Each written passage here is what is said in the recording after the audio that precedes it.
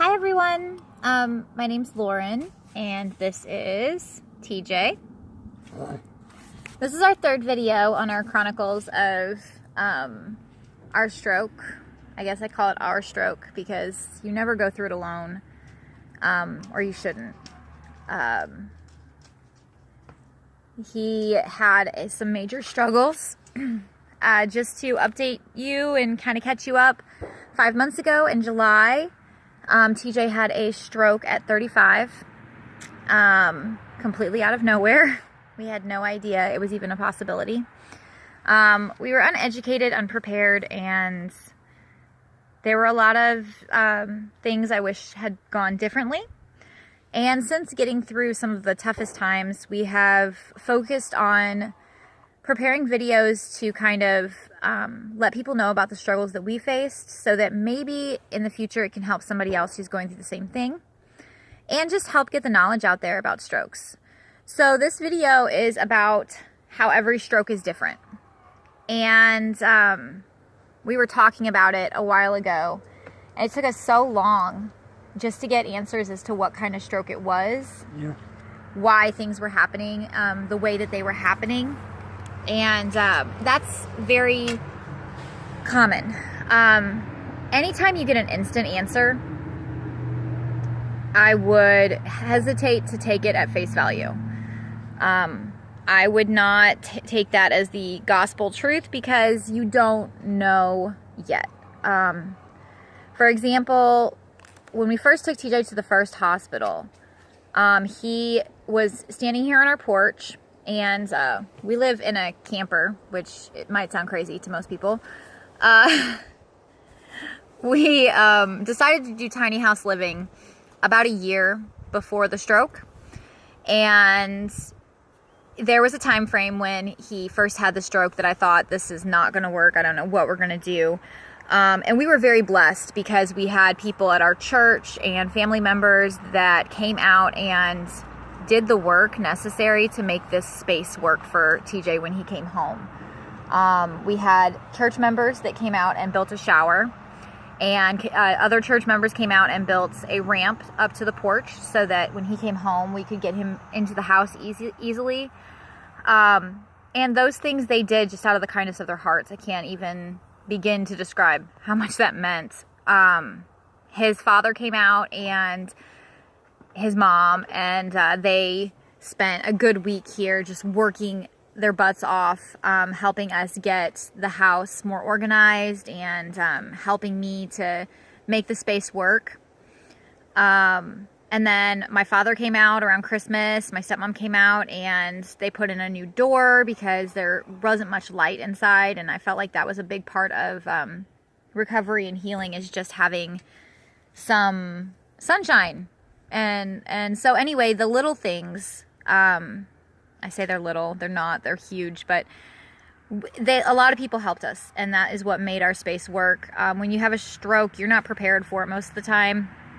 It does happen a lot in older people, but the biggest thing I can tell you is there is no age limit. There is no safety net time frame where you can say, oh, they didn't have a stroke, they're this age. It's not true. It can happen to anybody.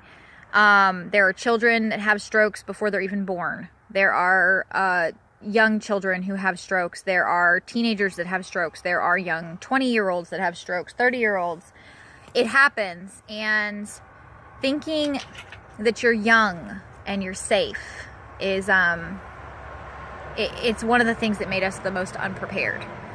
It's not guaranteed. It's not a guarantee. No, not at all. TJ was 35, and he went through the first 9 years of our marriage never being sick, like ever. When I would get the flu, he would get the sniffles and be fine. He was very, very healthy in our perspective. He had some borderline issues. He was pre-hypertensive, and that could have led to complications that allowed the stroke to happen, but there was no way to catch this before it happened. Unless he had had headaches or some sign where a neurological exam would have been recommended, there's no chance. And even with a neurological exam, even with MRIs and CTs, unless there is something there already, for example, like an aneurysm or something else to show that there's an issue in that area, it is often missed. So these kind of things take you out of the blue.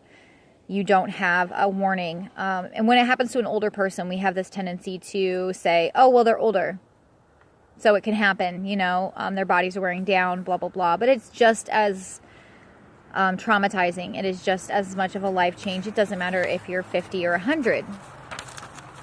It's still a very, very unexpected experience. In our case, we did not have any idea that he would have a stroke because he was 35. And when we went to the first hospital, they told us he had high blood pressure and that his blood sugar was really high and that he probably had type 2 diabetes. And at the time, we had never asked questions. So when we went back and looked at it, we realized he had a family history of just about all of those issues, plus some. And we had some doctors that were writing it off with that family history and saying, well, that's why. After 5 months and weeks of testing, we still don't know what caused the stroke, for sure. There's one doctor that was absolutely convinced that he had extremely high blood pressure that wasn't treated. And since the stroke, his blood pressure has normalized completely. So that tends to make you think that it was the blood pressure issue was caused by the stroke, not necessarily a cause of the stroke. But you don't know. The blood sugar thing stabilized. Basically everything that could have been a risk factor stabilized. So you don't have a lot of answers at first. So my big thing about every stroke is different is you will have people when you have a stroke who will immediately give you these like really amazing stories of somebody coming home and being right back on their feet 2-3 weeks later. That's not the norm. Not long after he came home, I joined a support group for caregivers, and it's on Facebook. I'll share the link. It's very, very, very helpful to talk to other people. My only warning will be you will hear stories that are a lot worse than yours. So don't freak out and think that that's going to happen to you. Sometimes it does, sometimes it doesn't. But it is good to realize that you're not the only one going through situations like these. It makes you more thankful for your blessings. And also, there's so many things that we went through that I've been able to share with some people that have helped them while they're sitting in a hospital dealing with their second or third stroke. There was one lady who her husband had had a stroke and it had caused some weakness in one side of his body, but he had been okay and he had gone through rehab and therapy and everything. And a few years later, he had another one, and that was this year. And she sat in the hospital. We were talking on Facebook, and I mentioned something about swallowing, and she video chatted me and said, "Is this what you're talking about?" And he was constantly kind of just really getting this weird face when he swallowed. And I said, "That's exactly what I'm talking about. Call the speech therapist, get him checked, see what you can do." And they had the speech therapist come back in. He'd already been tested once. The speech therapist tested him again, and it was kind of borderline. She wasn't sure. So they did a swallow study, and yes, he was getting things into his lungs. So he was definitely not able to swallow well. And that right there probably saved him from getting aspiration pneumonia, because that happens so often. So get that information out there. Share your story, share your experiences, and let other people share theirs with you. And ask questions, because that's what they're there for. Support each other. Every stroke is different because of the area of the brain that it's affecting. So in TJ's case, when we first heard stroke, I was terrified that he wouldn't be able to speak, wouldn't be able to recognize me, remember me. But in his case, when they did the test and I walked in the room, he was sitting up in the bed. He knew who I was. He knew who his parents were. He knew what had happened. You were pretty much aware. Do you remember that? Yeah. Yeah. He was pretty aware of everything. And so I thought, we're in the clear. This is awesome. My husband's doing great. Life is wonderful. And I was so thankful. And so most of the stuff I was telling people was like, he's doing great. Everything's wonderful. And then things started to go wrong and everybody was kind of blown out of the water by how severe his stroke actually was. And the reason for this is that his stroke actually affected the area between the cerebellum and the brainstem. And once you have a stroke, you really start researching the brain a little bit more. And from what doctors have explained to me, the cerebellum is your balance center. Your small motor skills and your ability to just reach out and touch things can be affected. Balance is huge.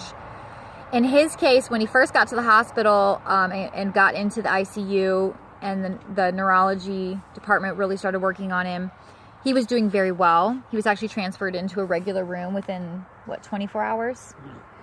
And his blood pressure was still an issue, but he was doing so well that we thought everything was great.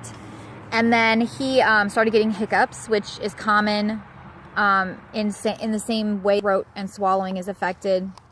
They can have these spasms and hiccups, and his were constant. And then the blood pressure continued to be an issue, and I talked to the doctor and got him transferred back to the ICU.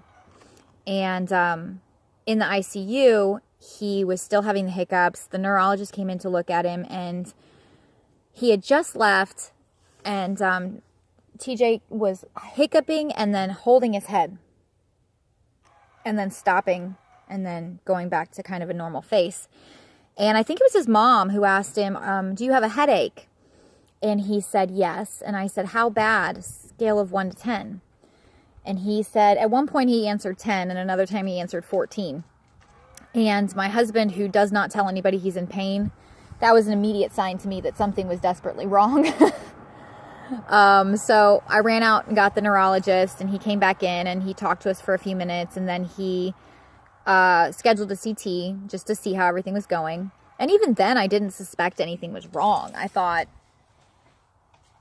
they were just double checking. Yeah. I didn't think anything was wrong. He didn't think anything was wrong.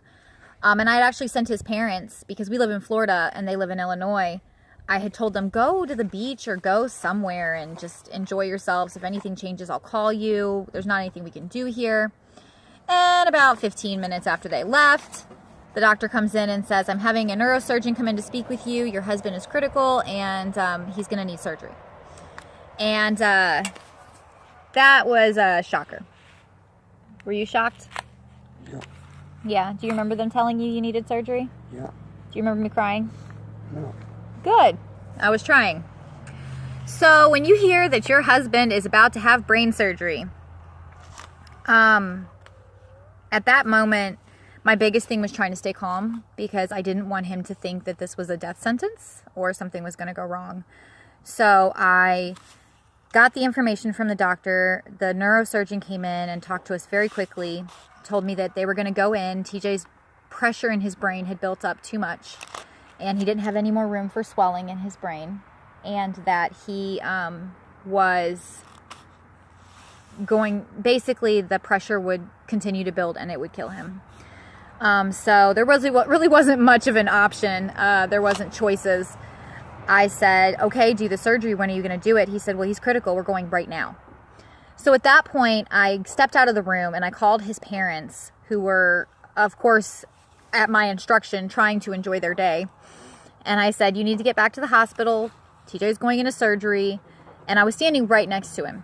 So I couldn't really answer the questions his poor mom had at that time, because I would have broke down. I was scared to death.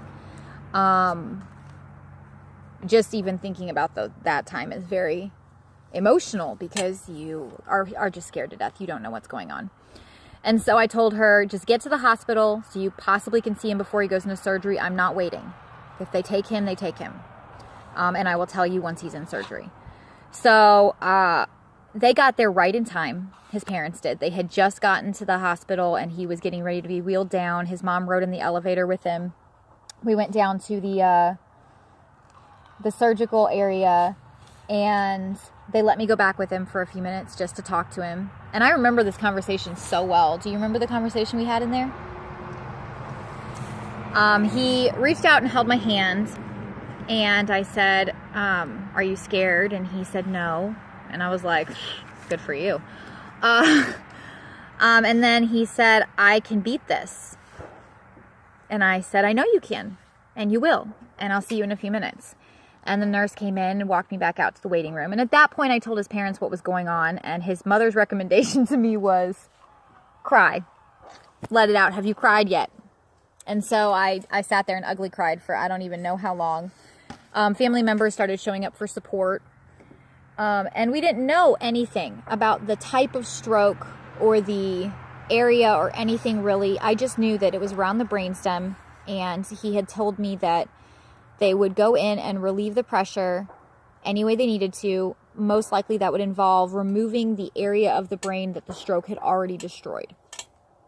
We did have some miscommunication when I shared that information because I wasn't very clear as to what was going on. And people were like, they're removing part of his brain? What in the world, girl? You need to go to a better hospital. What are they doing to this man?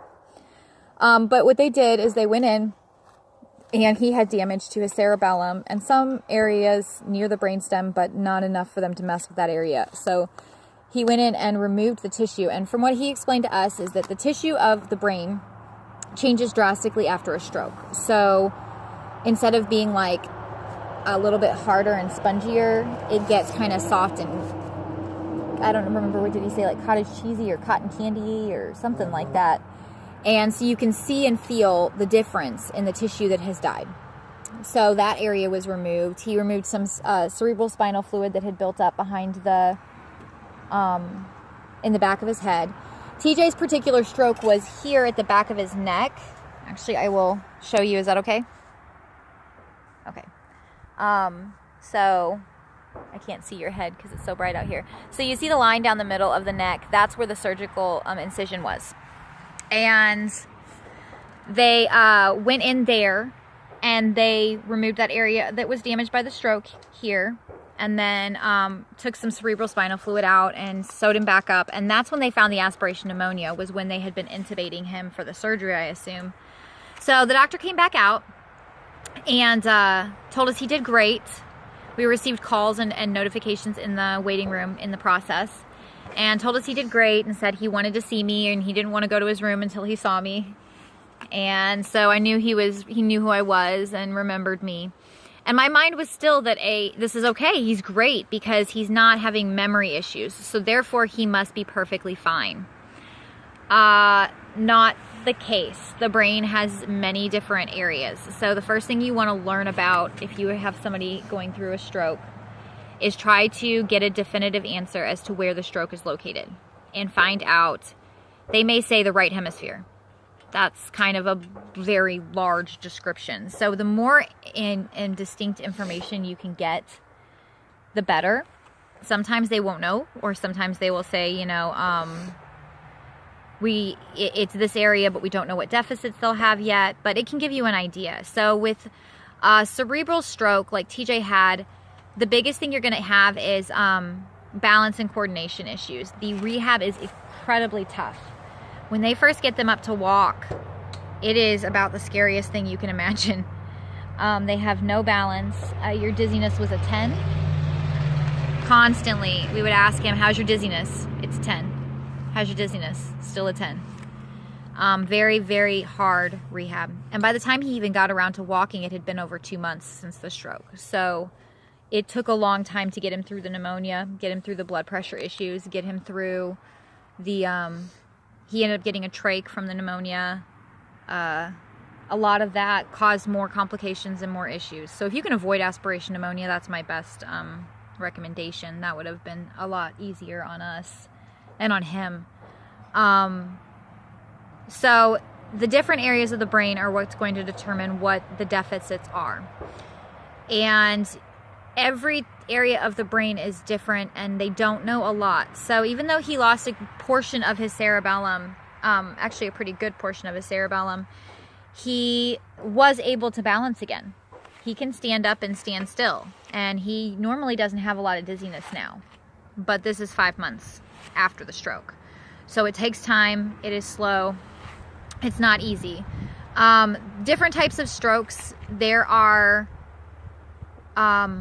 multiple different types of causes of strokes. There are ischemic strokes and hemorrhagic strokes.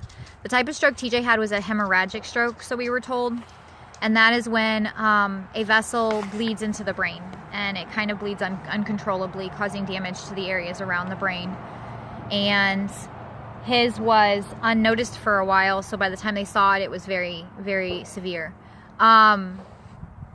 You also can have ischemic strokes, which are blood clots, can be caused by blood clots.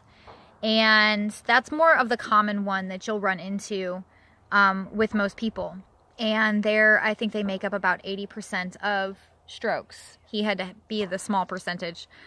His percentage, I think they said, was 18% of strokes could be hemorrhagic strokes, and only like 10% or 5% of those happened in people under the age of 40.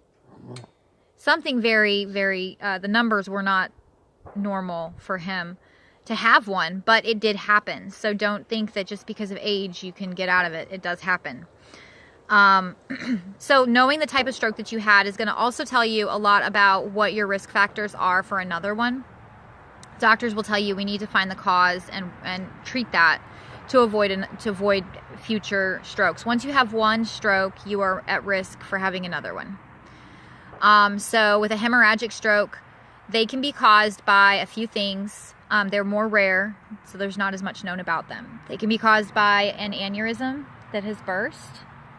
An aneurysm is when a weakened part of the artery starts to swell and kind of balloon out. And usually high blood pressure will increase this, and eventually the aneurysm will burst. Some people have an accident that can cause an aneurysm or the weakening. Some people are even like born with them, from what I understand. So, and sometimes they're caught and they can clip an aneurysm before they burst. So headaches and things like that are important to be seen for. You never know what could be going on in your head.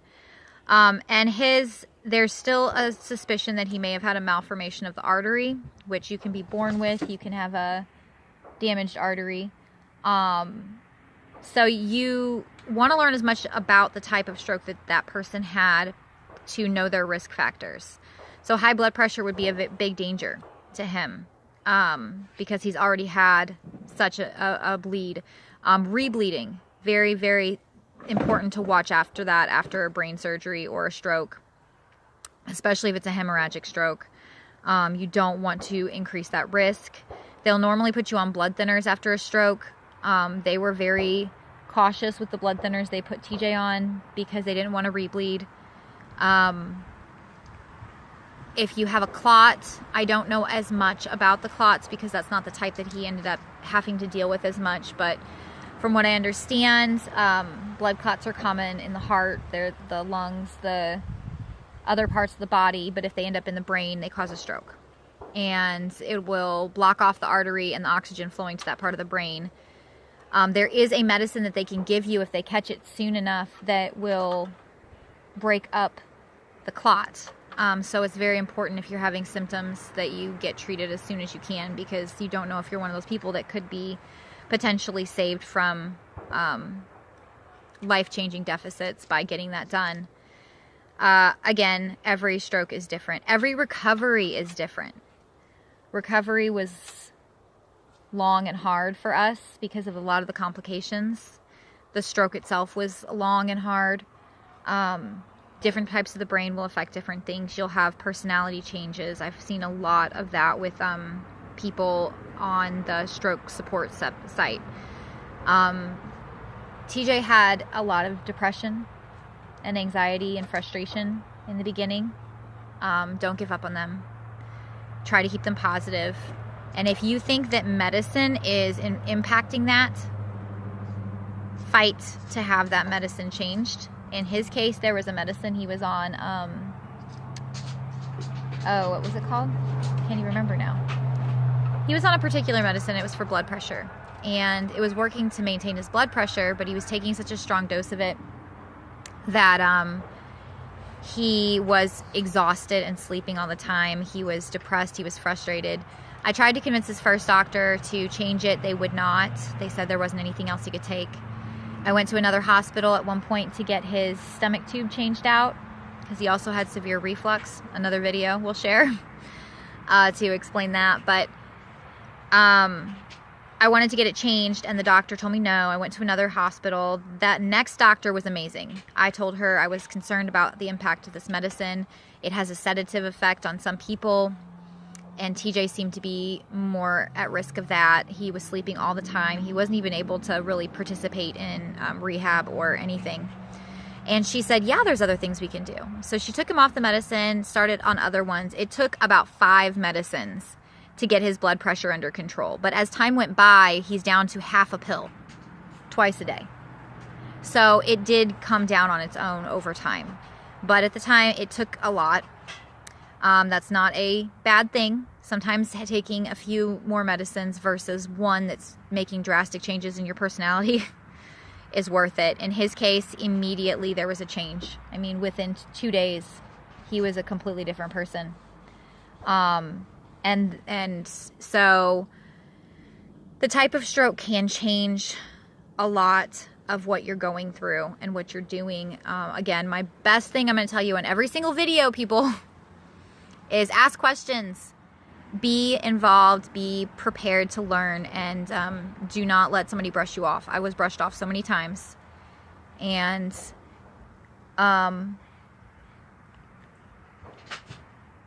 was I ever wrong when I got brushed off and stuff?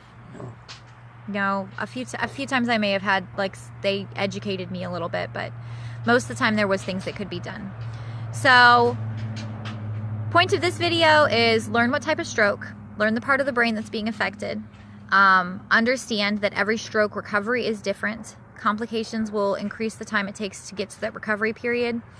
And do not listen when they tell you that what you get back in the first month is the most important thing. TJ didn't even get any rehab until he was at almost 3 months. So I was very scared because of hearing that he would not get things back. And he is, and he will continue. And they do tell you that in the first year, when you get to the end of the first year, you're basically stuck with what you have. That's not true either, according to a lot of the people I've talked to through the stroke rehab and the support system.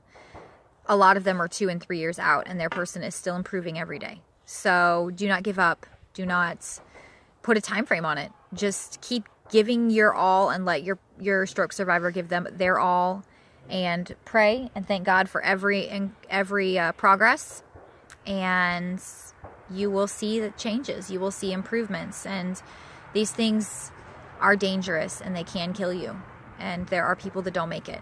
And a lot of times it's sad, but there are things that can be done to avoid some of the complications that cause death. So that's the point of these videos, is to try to help with that. That aspiration pneumonia risk, not getting diagnosed right away, things like that. So that is my point in this video. Again, I probably talked way too long. I definitely talked way too long. I'm so sorry. TJ? It's all right. You want to say bye? Bye. All right, y'all. We love you. I hope these videos are helping, and God bless you all. Bye.